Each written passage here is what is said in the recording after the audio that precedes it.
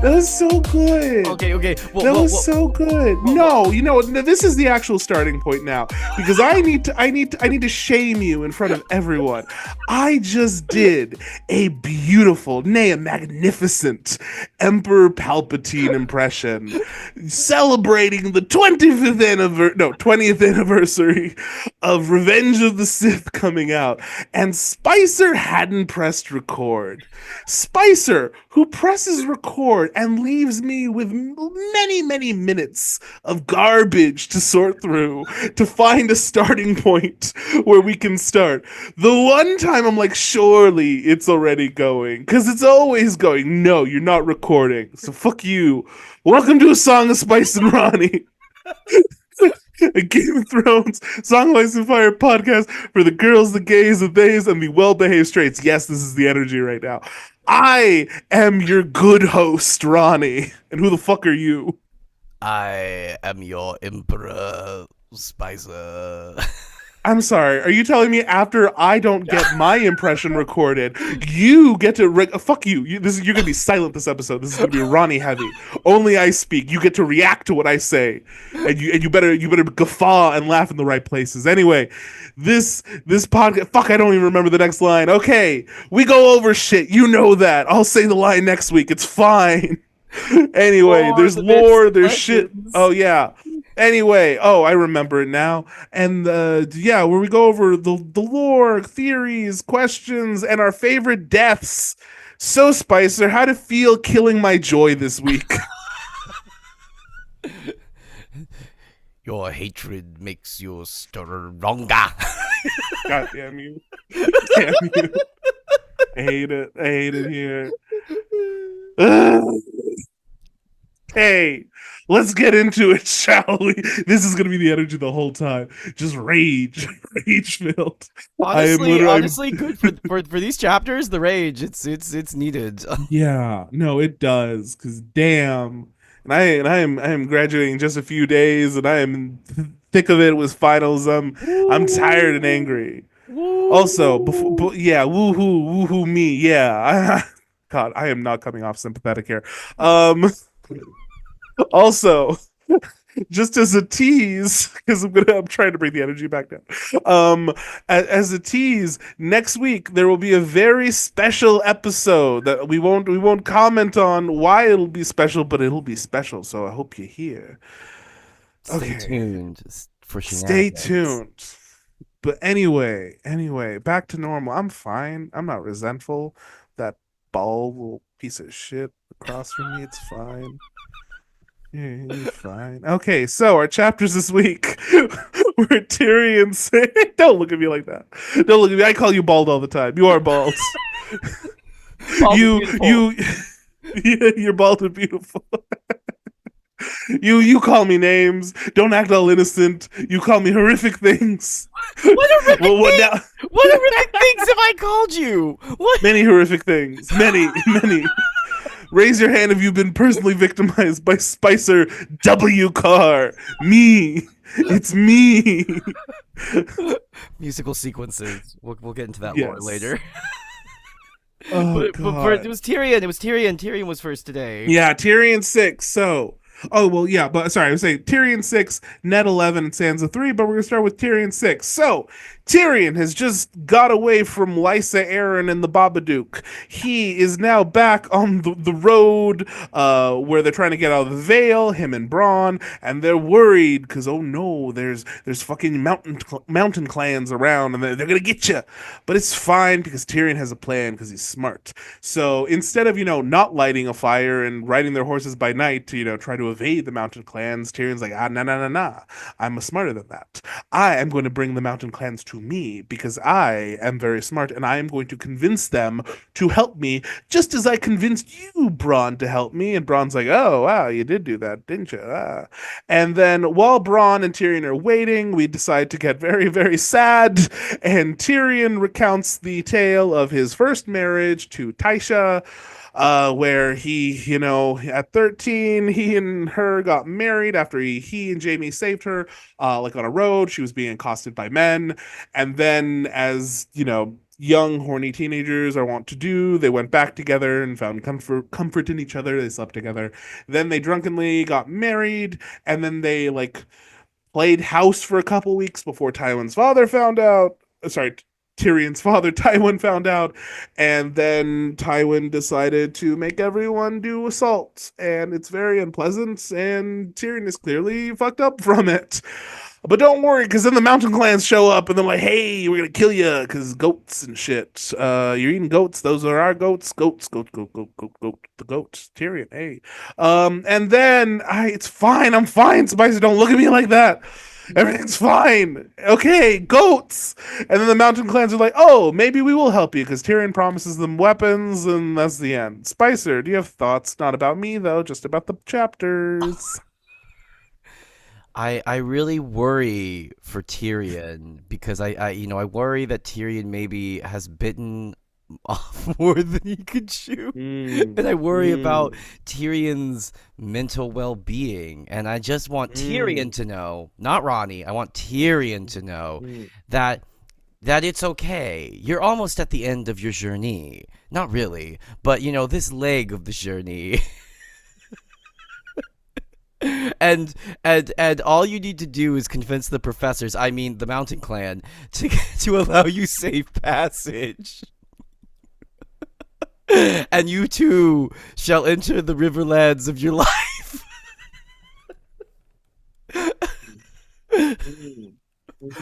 And you are smart. You are smart, Tyrion. Not Rhani.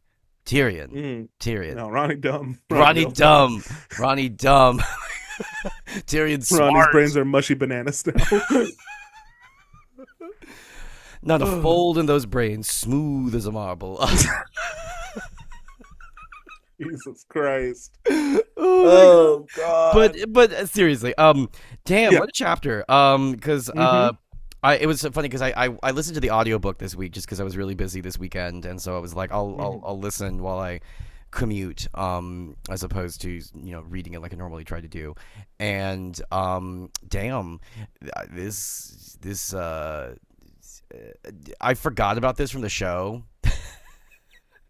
There's so many different things that, like, because the show happened so long ago that, like, I keep forgetting, like, oh wait, this thing happened, and this was actually kind of like a big crucial part of this character, and explains a lot about who they are and why they operate a certain kind of way.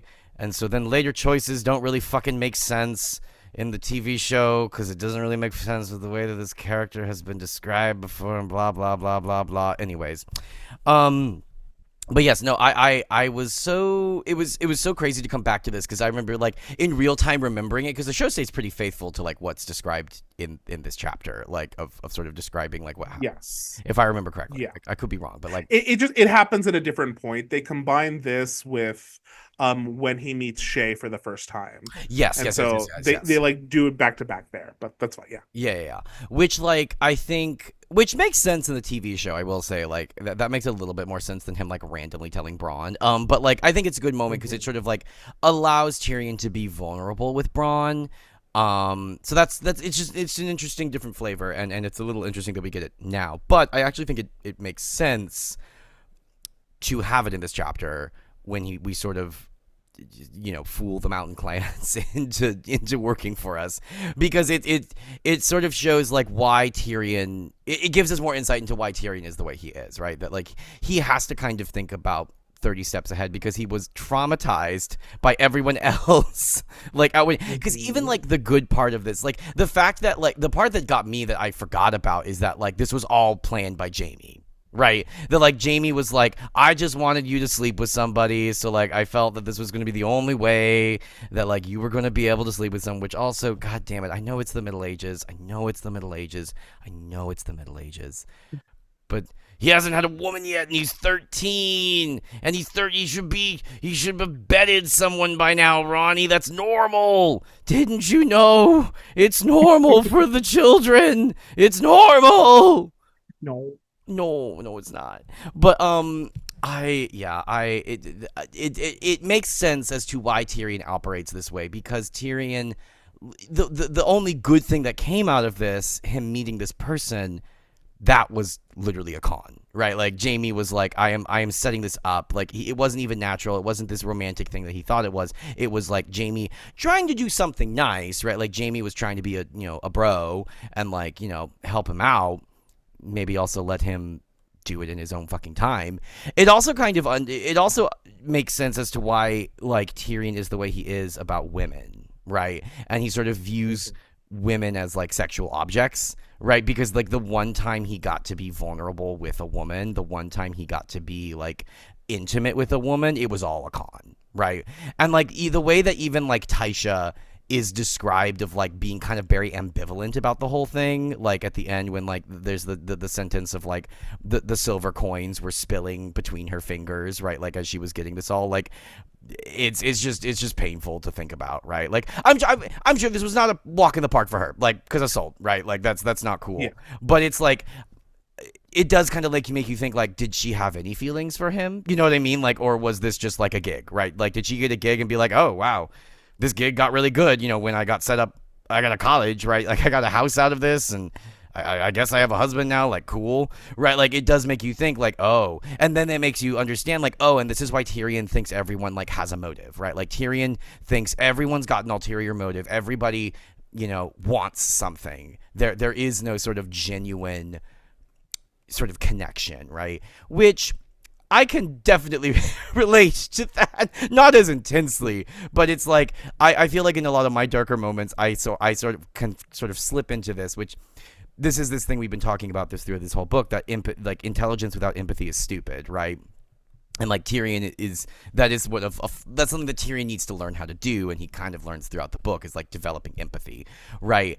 And I can sort of in some of my darker moments, I feel like I can understand this point of view of like, well, everyone's out just for themselves, right? Like everyone's out like, fuck, you got mine, like I'm gonna try and do this, but like no, that isn't the case, right? Even if like traumatic things like this happen to you, Tyrion, like there are people who like don't have ulterior motives and are just like genuinely good people, right? Like we've met them in this book, like Eddard, for all of his stupidity at times, like is a good person, right? Like he is a good man. He's trying to do right by the world and in the circumstances that he has been given, right? Jon is a good man. Catelyn is a good woman, right? Like these are good people. And because he even like in the chapter, like he even kind of he like kind of shit talks the Starks and kind of misjudges them, right? Of like, they only, they wouldn't like you because you're lowborn and you're considered dishonorable, which he's not entirely off, but he is making a judgment call on them, right? But it makes sense considering now that we've gotten this crucial piece of his lore, his backstory, that like he was so thoroughly played by people. Like that's what's crazy is like it happened. It was his brother. It was his brother and his father who did this, and yeah, which like I do go back and forth on like our previous conversation that we've had about like the Georgian sexuality, like and the way that it is used, especially sexual violence, and like I am glad that it was not as graphic as previous chapters and it is just sort of alluded to, but still, yikes. The fact that the fact that the language isn't crazy explicit, it's like exactly what happened, but we aren't going into like the details of the assault, which just to like clarify, just in case anyone, there will be like a little more like context to this whole thing in a future book, and in it you are like for sure like this was at least the very ending of it, the episode with Tywin, the guards, etc., was not consensual. It was bad. This was, and even if it was, like no one should or should be able, sorry, no one should have to go through that, because obviously there is a power imbalance if the Lord is telling you, the poor sex worker, that you have to. So just to be clear, like I Rhani, the book reader, know that there is more to this, a little bit more to this, and we're clear that this is like very much like assault. Oh no, but, and by what I meant earlier by like talking about like what her being very ambivalent. That was like me talking about Tyrion's perspective, right? Like I like Yes. from Yeah. Yeah. from a bird's eye view, this was assault. This was rape, Mhm. one might even say. Like Yes. which it's also ironic then that like the like the chapter is set up with Jaime coming in, saving her from an attempted rape, which Mhm. wasn't real. It was it was all a ploy. Um, and then it ends with actually that and Yeah. not great. And it's like, so to be clear, like I was speaking like I was probably not being very clear about it, but to be clear, I was speaking about like Tyrion's perspective. Like he probably in that moment was thinking like, oh, she doesn't actually care, like, and that's like, because that's the language that like Tyrion uses to describe that, of like she was, the silver was falling from her fingers, like he probably like, and that's also him projecting his anger on this moment. Well, the silver, just like clarify, the silver falling from his fingers is because she's holding so much.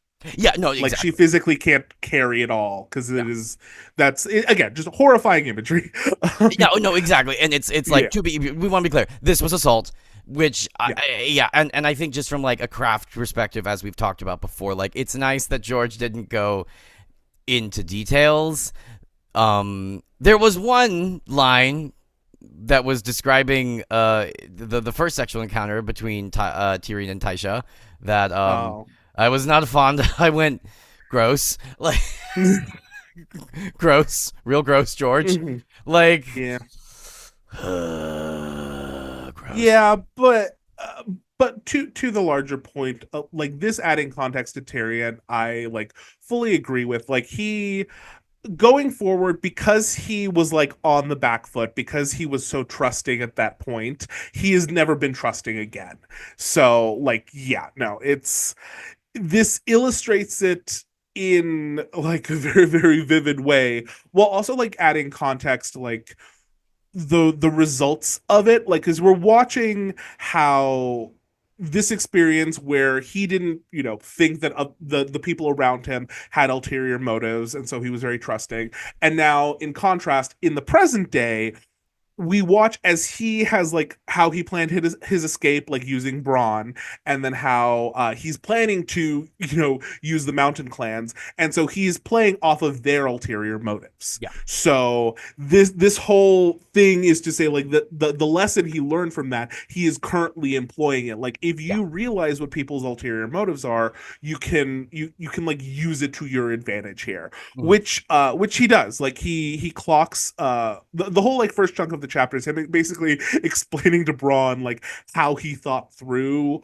what he was going to do to like basically get Braun on his side, and like the deductions that he did to be like, okay, so if I do this, because Braun is really just a sellsword and he's not gonna get what he wants out of Catelyn, it'll probably work out this way. And then doing the same thing with the mountain clans, and the mountain clans being like, okay, I know that their whole thing is they want to exist within the Vale of Arryn, but they're always having to fight against like the Arryn, the Knights of the Vale, etc. And so I know that to like play off of their motives of like protecting and like giving themselves like the best shot at living there, they need weapons, they need all this, all this stuff. And then it ends very very funnily, where he's like promising them all the weapons of the world to do what they want, and they're like, oh, okay, well, what else? And he's like, how about the whole Vale of Arryn? Like he's offering these people just this chunk of the country because he's so spiteful and angry at them for capturing him, and he knows that there's probably going to be like context now, because you can argue that the Arryns like tried to kill him. Tywin now has like reasoning to maybe like strip them of their like lordship, should he be able to get in there, or at least like use his justification just to fully arm the mountain clans. So yeah. Yeah, no, I do love that line. I think that was such a, and the fact that it's described as him like grinning, like Mm-hmm. he's such a petty bitch. I Yeah. also love our indigenously coded mountain clans. It's Oh, giving it's giving like cartoon Vikings. Like it's giving yeah. with the which is It's which it's like, and I don't even necessarily like think thing bad or something. It's just amusing to me that it's like this. I'm like, oh, so they're just like your typical barbarians, like from like any sort of media. Like basically, to give a bit of like lore context, the idea is the mountain clans are essentially first men. So they are of the same like kin to the wildlings. It's just like, where did you get trapped?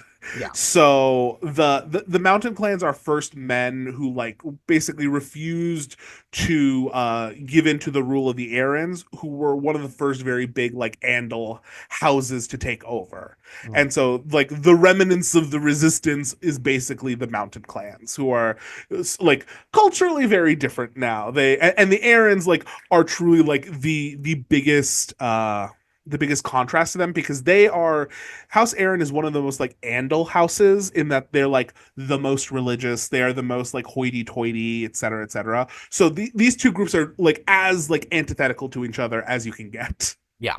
No, it's just, yeah, it just amused me because I Yeah, literally like I'm like, these are literally just Vikings. Like they're just Vikings on land. Um yeah, but yeah, no, I also love that it's like Grog, son of Grung or whatever. Like we are one step away from Ooga Booga. Ye- yeah, George, you're really towing the line there with these people. like, ooh, oof, ooh boy, here we go. Like, oh my god. But yeah, no, an interesting character study. Um, I thank you for not being as descriptive, George. Um, thank you Yeah, for that. However, horrifying the implications of the story that are being yeah, told. Which I think this is like an example of like, you know, because we can have a debate all day long of like, do we need this? And I think like we do need something like this, at least in order to understand Tyrion's character, and for Tyrion's character to make sense why he is so calculating, because he has to be, because he was traumatized. However, I think this is like an argument against like earlier iterations of similar things that have happened with George, where less is more, right? Like, we got it. Horrifying the implications, yeah. like horrifying the implications for Tysha and Tyrion, right? Like horrifying, and we didn't need all the graphic details, because like it's not even, it leaves it up to the imagination, because like it's just shocking. No, it's like it's the craft choices in it. Like, we understand exactly what happened in the story, but he didn't like in detail describe things in the way that he has in the past, and the way he has in the past has typically had like kind of a voyeuristic feel to it. So the fact that that isn't used here, and that like that isn't present, is, I think, like a good craft decision, because we get all of the horror without having to like I don't know, like experience it in like Yeah, even more of a like gross way. yeah, And like, while still understanding like the context of like this establishing like just how evil and fucked up Tywin is a like disgusting piece of shit. And then understanding that like, because of because of this, like, two young lives were traumatized, like the victim of the assault in Tysha, and then the young witness to it in Tyrion. which So yeah. like which like I would also argue Tyrion is also a victim of assault, right? He was Yeah, oh forced. yeah, because he was also compelled to do that. Yeah. Yeah, he was forced to do a sex act, and he didn't Mhm. want to do it in this manner. Yeah. And like, and the irony is that he was forced to do it on somebody that he loved, right? And so it's like, which makes it just even more like horrifying, right? Like, both people are victims of assault here, um, and that's what makes it horrifying. So yeah, assault is bad. Like, garbage human being in Tywin Lannister. Go fuck yourself. Yeah. You bald bitch. Uh, Yeah, and I think that's a lovely note to end that on. Fuck Tywin Lannister, and let's take a quick break. And we're back. Okay, moving right along to Ned 11.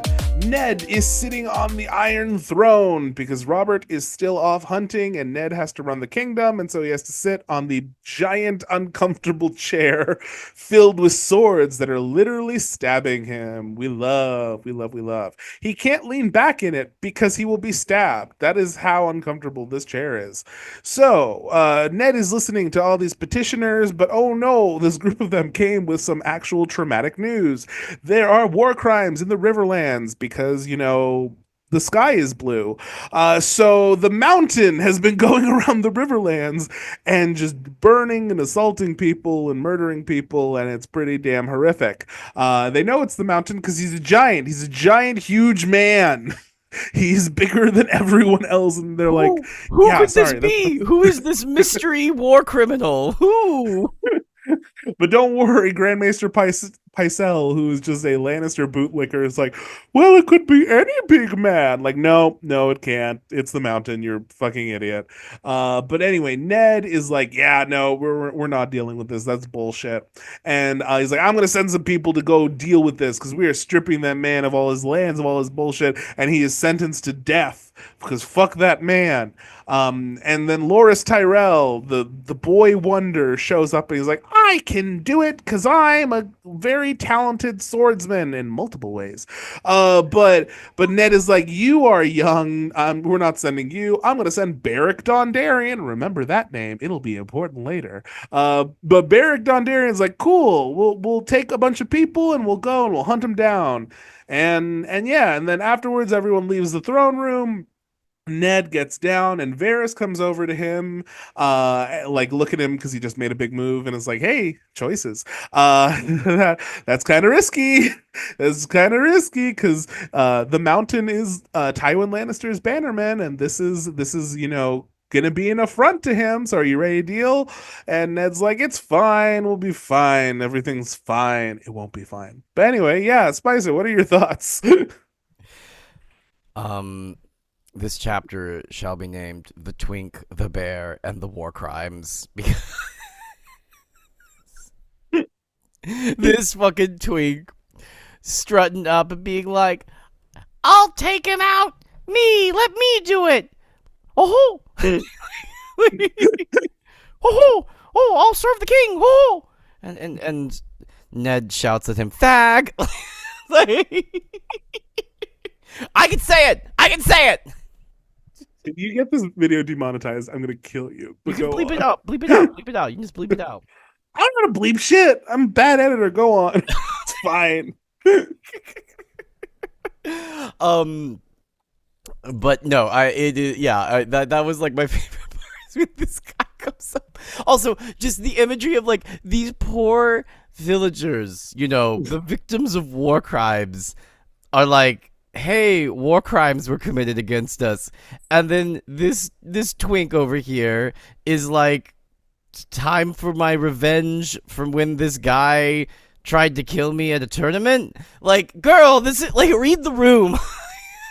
Now is not the time for your fucking ego, you dumb bitch. Like, what are you talking about? What are you talking about that you're gonna take him out?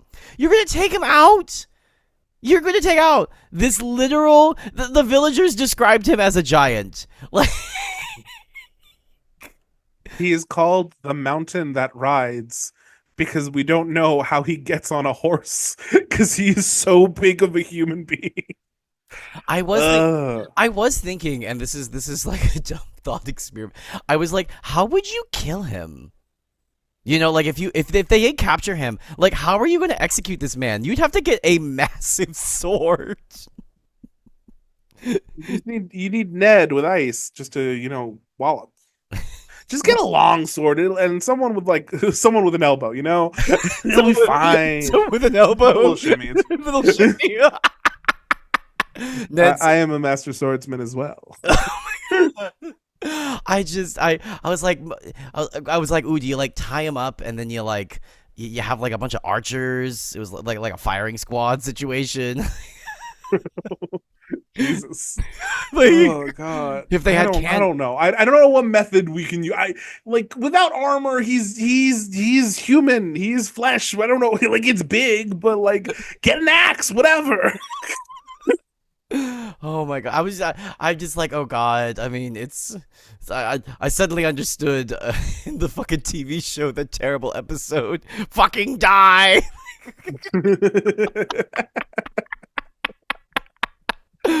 Yeah. Oh my god. Oh god. Remember when the mountain was a zombie? Yeah, I do. But anyways, to the chapter at hand. Yeah, war crimes. Yikes! Terrible war crimes that are being committed because Tywin Lannister is a petty bitch. Even though the Riverlands had nothing to do with any of this, other than, yeah, one of their daughters did this, but she has not been part of the Riverlands forever. But Yeah, like, yeah, but like it wasn't even Lannisters. yeah, it's not even the Lannisters are like, hey, like you better let us pass. You better like, it wasn't even that. Like, it wasn't even like, don't you take a side. It wasn't even that. It was just like, nope, we're gonna fuck some shit up because this is what we do, because we're awful garbage human beings and we're here to commit some war crimes against people who have done nothing. Yeah, it would like the Well, go on. I'm sorry. well, I was gonna say, unfortunately, they live in the Riverlands, and the thing you got to know about the Riverlands is if you live there, you're dead. Just assume from birth that you are actually not alive. You didn't make it. Like the doctor didn't hold you up and go like, "Ooh, it's a boy. What do you want to name him? Spicer? Sure." No, none of that. You're dead. You're already dead. Just assume you were dead. It's just a matter of when. And assume sooner rather than later, because the thing about the Riverlands is the Riverlands is the one kingdom that is situated in the middle and is touching 5 other kingdoms. So just it like if you want, even if you just want to fight another kingdom, you have to go through the Riverlands to do it, and war crimes be war crimin'. So just it's the worst. It's the worst. And if you want to live anywhere else. Anywhere else you have a fighting chance. You live there. Scenery, I'm sure, is beautiful. We love a river. We love a babbling brook. But you're gonna be dead in it soon. So just be aware. Yeah, that do be true. I was kind of like, damn, these people like don't get a fucking break, do they? Because even in the House of the Dragon, they're like the first ones to Yeah. get fucked up there. Yeah. Every time I'm telling you, like this is like it's to the point where it's a bit. Like it's just a bit. Like just assume that like, oh, there's a new war. Like, well, the Riverlands are about to be hit hard. They just are. Which Rivers of blood. That's what the place is. Which is why like the Riverlands, I think, were the first to mobilize, because they're like, fuck. Like, Yeah. They're like, okay, no, we need to get ready. it's time, it's coming. This fucking God. storm is coming because Tywin Lannister's got to prove that his dick's not small. Like, God above. Oh my God. And then of course you have fucking Grandmaster Pycelle just in King's Landing being the biggest bootlicker, the biggest Lannister supporter, like going up to Tywin being like, yes, your dick is so big. It's so big. The biggest I've ever seen, my lord. Like it's so like pop it out of your mouth for 2 seconds, my dude. I need you to tone it down. The way this confused old man keeps interjecting during the war crimes meeting and being like, we don't know if it was the Lannister. It could have been anyone. Also, not Pycelle being a states' rights advocate in the middle of this fucking meeting. Well, this isn't the right venue. We should bring this before Tywin Lannister. This is. Shut up, Clarence Thomas, you dumb bitch. Shut up. Oh my What God, he's the worst. I fucking hate that fucking man. Both of them, Pycelle and Clarence Thomas. I was about to say, Just which to be one? clear. Yeah. just over here. We need to change a venue. We need to bring this before it's like also bring it before who? The guy who's also mounting an army? Like, what the fuck are you talking about, Pycelle? Biggest bootlicker. He's like, whoa, these boots, the leather, so tasty. And my favorite is when Ned like just like reads him just a little bit where I don't they're like saying like go after the mountain and he and Pycelle gets up, he's like, oh, but the mountain is the bannerman of House Lannister, and Ned responds like, thank you, Grandmaster Pycelle, I fear we might have forgotten that had you not pointed it out. Like, we get it, my dude. Chill, chill, you can rest your hand, like let go of Tywin's dick, please, please. Never in the annals have we ever seen a dick of this size or girth or magnitude. Like, just girl, stop it.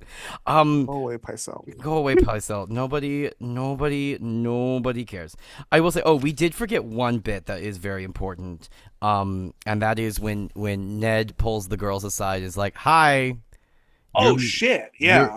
sorry, you're leaving. You got to get out of here because the war crimes are starting, and I would like you to be." Wait, doesn't that happens in the next chapter? Oh no, it happens here. Does it? Maybe. Wait, does Oh it? no. Yeah, I'm jumping ahead. Forgive me. Okay. Yeah, I was like, 'Cause wait, no. No, I confused it because Sansa comes into this. This is because this is another one of George's things where we continue a storyline on from one chapter to the other. Yes. And so, like, in this chapter, we see Sansa, and Ned is like, "Why is Sansa in the middle of this war crimes meeting? Why is Sansa sitting through the Nuremberg trials? Like, what's going on here?" Oh my god. No, it's wild. Well, and then he even does say though that like, oh, well, these these like petition meetings where like people come before the king. They've been very boring so far. It's been like, "Oh, where's the property line? Where can I put it?" That's what he's been dealing with so far. And then this random group comes in and be like, so war crimes." He's like, "Oh fuck. God damn, we actually got to do some work here." But yeah, no. Oh yeah, there two things though I did want to sort of or one thing I did want to mention at the beginning of the chapter, which this is the first time we see the throne, actually, I believe. I think this is the first time we see the actual, where like it's not just being referred to. We are seeing Ned describes it. And he describes it, right? So this is the first time that we see the actual throne. And I've heard all the lore on the arguments about like it's never depicted right in the TV shows and blah blah blah blah blah blah blah, which I think like even George has come out and be like, guys, if it were to be accurate, like it would it would cost like half the budget of the show. It's like it is huge. It is huge, you guys. Like, it's fine. Which I do kind of like the way it is described in the book, because I think like there's like two levels of symbolism that are happening like with the chair. There is like the first level of symbolism of like it is a literal symbol of conquest, right? Like these are literally the swords of the fallen lords and kings used to create this throne. But then like what is also interesting about the chair and the symbolism and its relation to power is how it isn't good for anyone. like it's not good for the people who have been subjugated. It also isn't good for the people in charge, right? Like it's described as an incredibly uncomfortable chair. He's like every time like he moves like he's being stabbed by another sword because it's literally made of swords. Like the show chair, it's like ornamented, right? Like there's swords on the outside, but it's a chair, right? Like it's not literally made. This is literally made of swords, and it's like, and it's even like alluded to that people have died on this chair, right? Like that.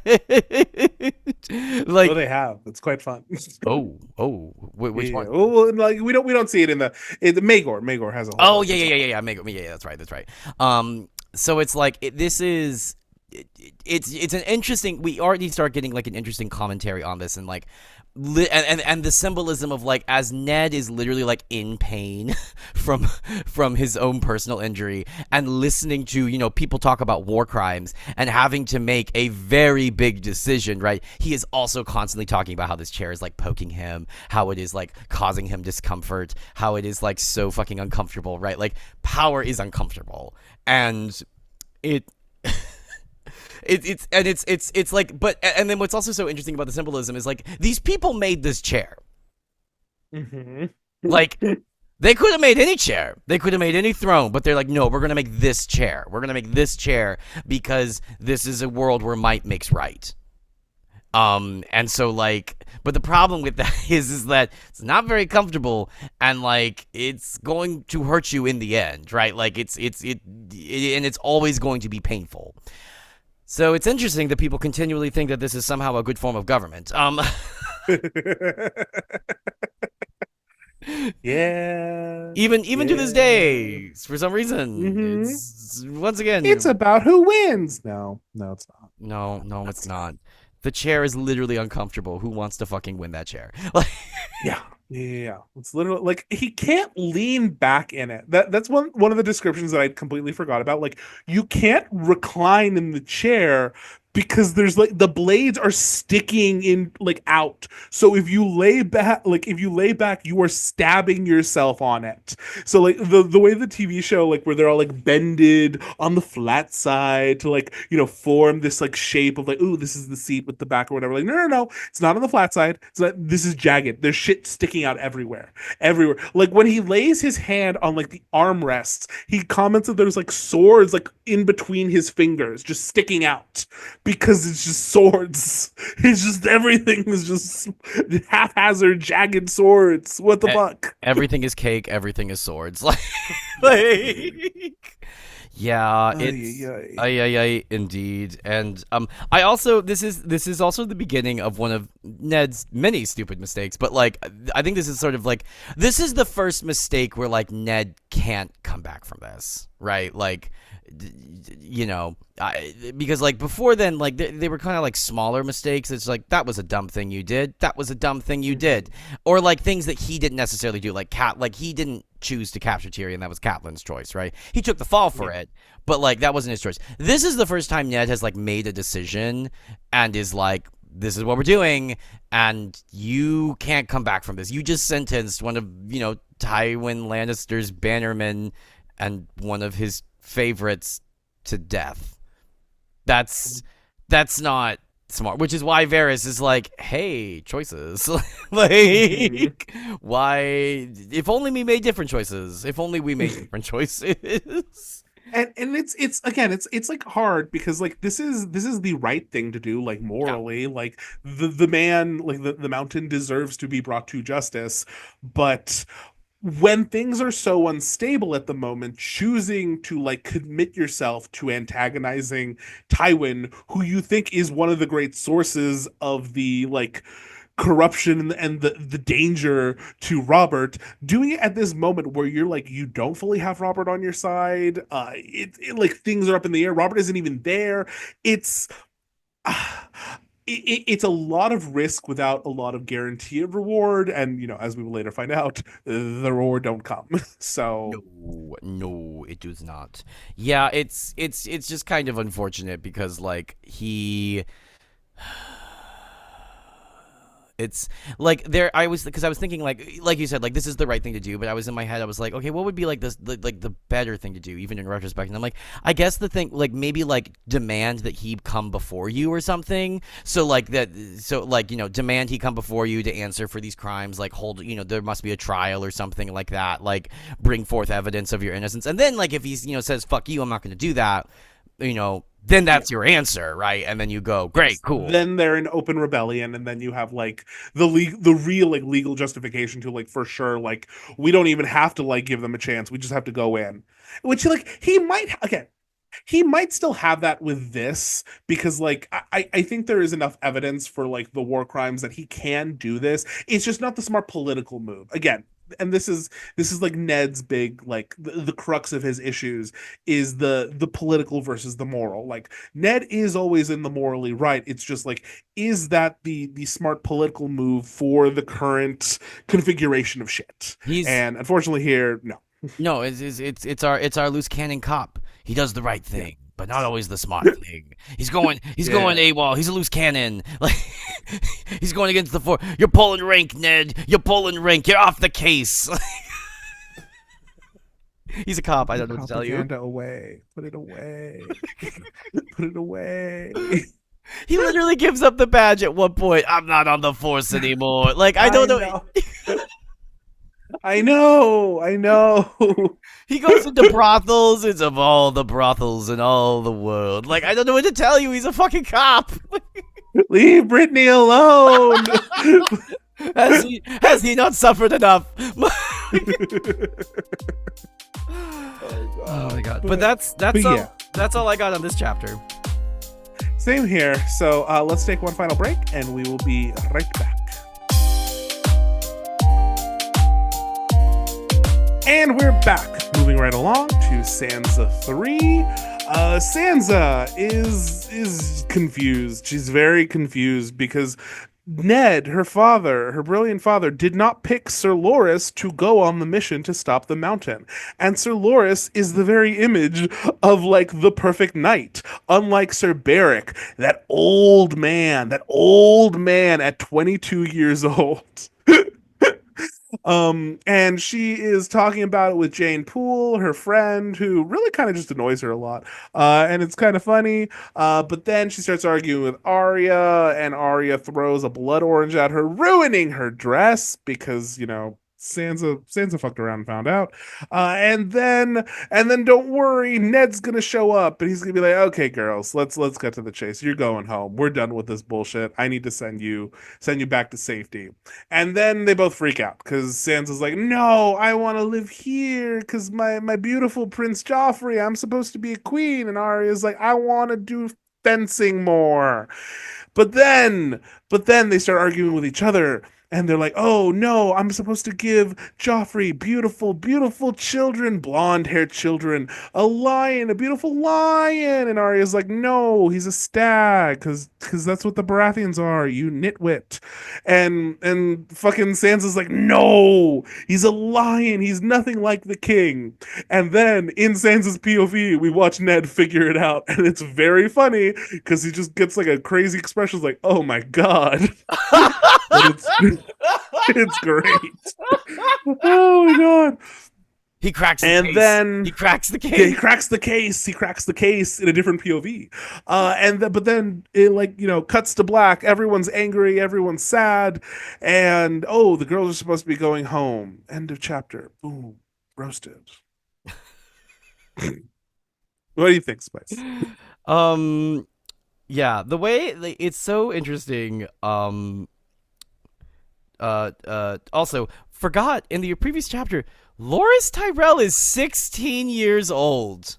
Yeah, he is. Yeah, he is. That twink is 16. That twink couldn't even legally get into a BFA musical theater program. Like, this, what are you talking about? What are you talking about? Well, he's still good. Okay. I'm going to defend Loras just a little bit.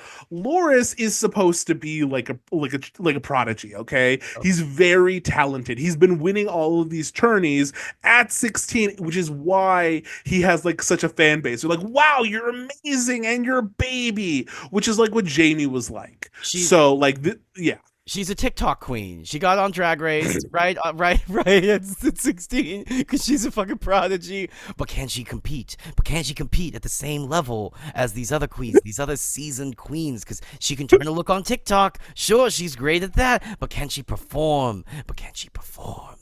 She is sugar and spice. The answer is one. Probably not. Yeah, sorry. She's sugar and spice combined into one. Like. Okay, but like again, Loras is actually like very good. I want to really reiterate that Loras is a very good knight. The fact that he is 16 is what makes it all the more impressive. It's just funny from like Sansa's point of view, because she is a literal child, because she's 11. She sees like the 16-year-old is like, wow, that grown, talented, handsome man right there. And then, oh, look at his grandfather, Sir Beric, behind him, that 22-year-old. Like, this, because this is a child. Because it's a child, and then what's so funny is like, I wrote down like it's so funny because like the way that this chapter frames the previous chapter so well, because you get it from Ned's perspective, but then it sort of nicely dovetails into Sansa because we saw Sansa there, and then we get her perspective of everything, and like we have her like internal monologue of like, but like it would make so much more sense for Loras Tyrell because he's like in all the songs, the beautiful, fair, nimble knight goes and slays the giant. Like this is this is like what makes sense to me in this world. Like why like girl, it is so funny seeing Sansa pre her figuring it out. Like like you know what I mean? Like her And it's like it's very like tragic. Like I do think like a lot of this is played for humor because it is funny. Like just like listening to her thought process as she like tries to like puzzle this out. She's like, Dad, why'd you do that? Like this is a man out of one of the stories. Like this is so obviously the right choice because she is a child who like still thinks in terms of like the fairy tale that she has been fed. She hasn't accepted like the cruelty of the world. Each of these like harsh things that she's witnessed has like challenged it, but she's been able to like explain it away in her head, and the reality hasn't fully like broken yet. And just watching her like continue to try to do that is sad, as funny as it also is to kind of like hear it. But don't worry, as Benoff and Weiss assure us later, she becomes a cold, hard separatist because she's a bad bitch by the end. Yeah. Um, one thing I wanted to bring up, because God, I hate it every time it happens. Littlefinger, step away from the young girl. Stop touching! Littlefinger, Stop touching! Stop touching the child! Why are you touching her cheek? This was uncalled for. Please back away from the child. This is a child. The hands child. to yourself. You creepy motherfucker with your stupid pointy beard. I fucking hate you. Damn you. You oh my god. Like so as they're like walking, I forgot this in the synopsis, but as they're walking back from, the war crimes meeting back to like the hands chambers, Littlefinger just walks by and starts just being a creep, just like touching her and be like, Grooming, wow, you're so grooming, pretty. grooming the child. What? Grooming the Yes. child. Grooming the child. We're engaging in some just solid grooming. Just textbook. It's it's just but even like I think like in Sansa's POV, she's like, what? Who is this man? like, The fuck are you doing? Please. I Oh my god. Yeah. stop touching the child, please, please stop touching the child. This is an 11-year-old child. You are a 40-something-year-old sad man who He's not that this makes it right. He's like 30 something. He's because he's Catelyn. He's younger than Catelyn. Catelyn's like 34 at this point. okay. So he's our age? Shut up. Shut up. No. Wait, No. he's Go our away. age. Shut He's up. our age. No, Rhani, no, he's stop our it. Oh my god. No, I'm not. I'm only 31. Leave me alone. Leave me alone. Go away. Oh my god! Oh my god! Oh my god! Oh my god! Why are you choosing fucking violence? I am not in the right mental state for this. I am moving on. Okay, next. So the initial fight between Arya and I'm moving right the fuck along. You have fucking dare you. The It's initial fine. fight. It's fine because I'm in my 20s. I'm in my 20s, so young. You're gonna be so fucking old soon. You're gonna be so old and bald, bald and sad. I want you to look in the mirror and I want you to cry. Just a pile of dust that goes away in the Yes. You're withering, Spicer. Okay, so the fight with Arya and Sansa. I gotta say, I defend Sansa a lot because I was Sansa. I'm very much like just listening to like her thought process when she's like annoyed with Jane, and it's so funny because I'm like, oh, I was this child. I was this no. child Yeah, same. who was like when Jane like starts talking in the middle of like what Sansa's telling her, and in Sansa's head she's just like, why are you interrupting me? Like I don't this I'm talking now. This is my turn. Is God, it's so mean. She's that gif of Brittany going. Yes. And then when her and Jane are talking, and Jane apparently has this big crush on Beric Dondarrion, the guy who like actually got sent to go take out the mountain. And in Sansa's head, she's like, okay, like I get you have a crush, but like you're like a steward's kid. Like you're not marrying a lord. Why do you think you're marrying a lord? You're trash. You're actual trash. But you know what? I shouldn't say that out loud because that would be rude. So I'm just gonna think it. It like, oh God. I felt red. I felt red by George. I'm like, God, this is me when I was like mean and little and my brain wasn't developed. I when I like didn't understand why isn't the world just like listening to me? Oh, it's fine.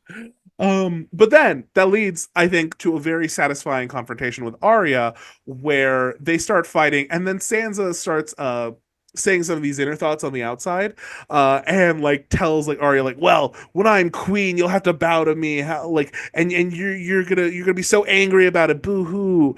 And that's when Arya's like, fuck it, and just takes this like, blood orange literally and throws it at Sansa's like white silk gown and just fully ruins it. And then Sansa freaks out. And I'm like, yeah, fuck around, find out. I love you, Sansa. I am you. I get it, but like, you deserve that one like a lot.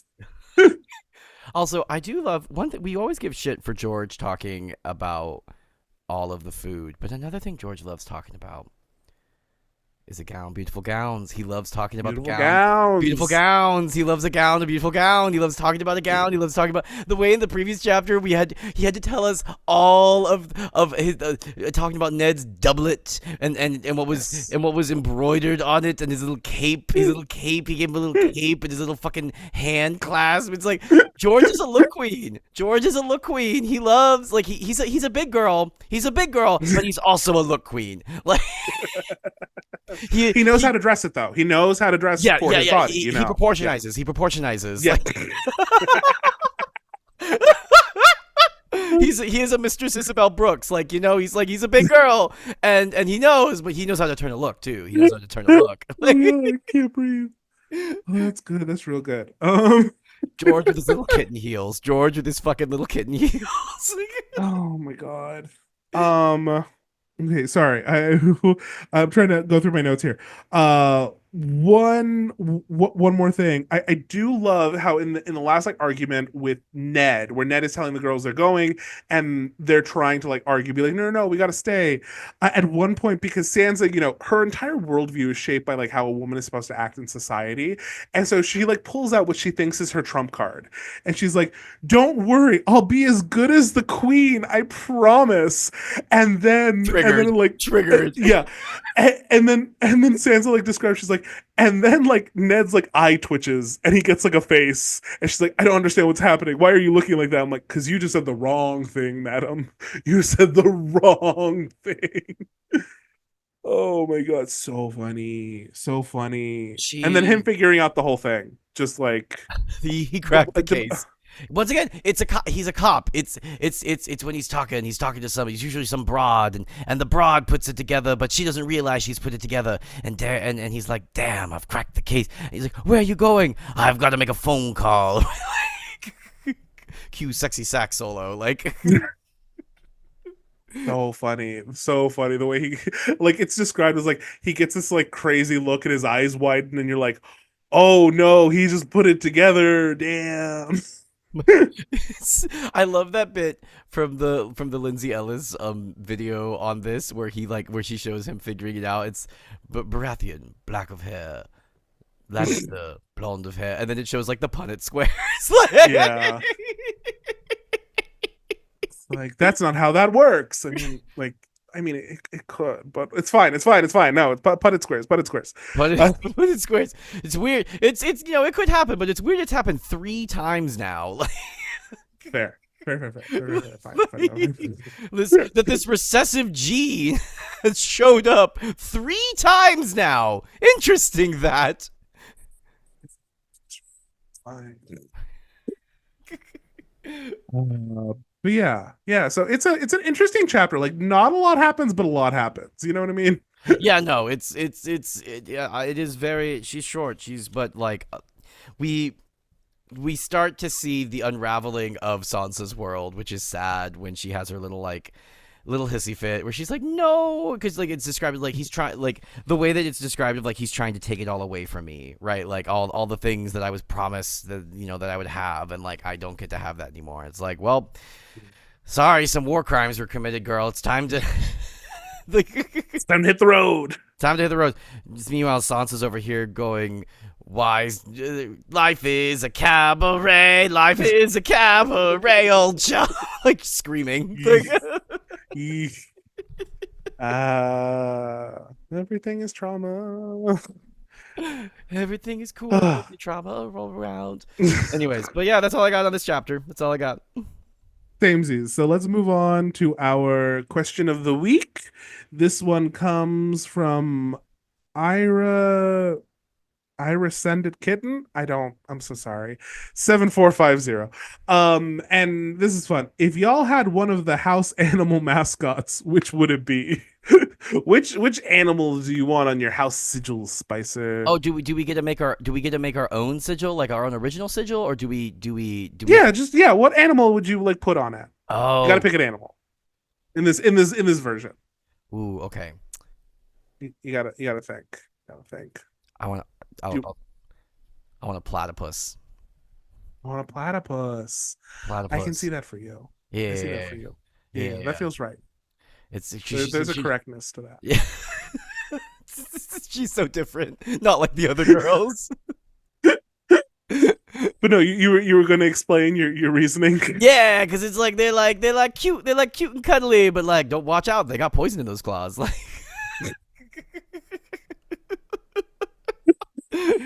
kind of weird looking, but like but they'll fuck you up. Don't you worry. Like No, fair. Okay. That's a good one. I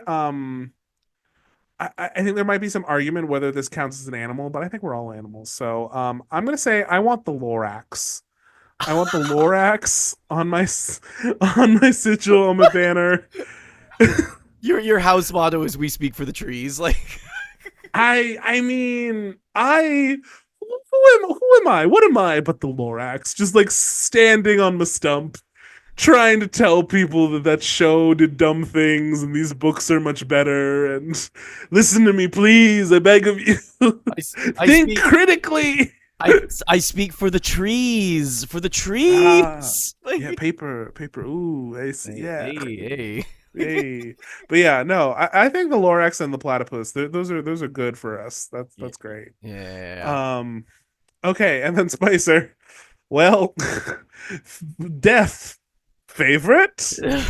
That feels cruel in this chapter. Like Yeah, I yeah. yeah, I ooh ooh ooh ooh ooh ooh ooh ooh ooh. I don't. Yeah, Maybe we need to pick a funny. we need to pick a funny one because I Come up don't with a feel funny thing right now. because I can't say yeah those villagers Nope. that were war Yeah, crimes. the war crime people. That's who I pick. No, It was so fun. no, I'm gonna pick the death of Sir Loras Tyrell's not ego but his certainty, because like he was so certain that it was gonna get he's like I'm gonna get this because clearly Yeah. gowns, beautiful gowns, Obviously. like Yeah. I'm gonna take this bitch out. And like as I love at the end of the chapter, it's described of like he's like confused, like he has this like, and he's like, so am I going? And Ned's like, no. And so so it's the death of Loras Tyrell's certainty because he's like, Okay. my whole worldview, it's crashing. Like, That's good. I like that. I'm gonna go with the death of Sansa's dress. You were gone too soon, ruined by that blood orange. Damn. it's I need someone to do like a TikTok of the like it shows like Sansa's dress R.I.P. and it's the like take me to the king like that one. In the arms of the Angels. angels. The queen gave it to her, Arya. The queen. Good. It needed to be burned. So thank you, Arya. But yeah, no, okay. So that's all I got. So next week, what are we doing? We got another double feature. Ned times 2. Because Ned is it's gonna be Ned heavy until it's not. So next week we have Eddard XII followed by Daenerys V. What? It's gonna be Ned heavy, because this is head. Okay, I'm sorry. I thought I had a pun. I'm sorry, I interrupted. Keep going. That was a slant, Ryan. I know. She grows. She has growth. For those of you who don't know, I- as a lyricist, I hate slant rhymes, but Because you're crazy. Is you cuckoo for Cocoa Puffs. And you must tell us the chapters, Ronnie. Tell us the- Okay, so we have Eddard XII, Daenerys V, and Eddard XIII. So remember, you can read along, or you can just listen to us yap. Also, leave a comment under the YouTube. Like it; it's always helpful. Leave a review if you listen to it in one of the other platforms. Y'all are cool. Hope you have a good week, and say goodbye, Spicer. Bye, Spicer.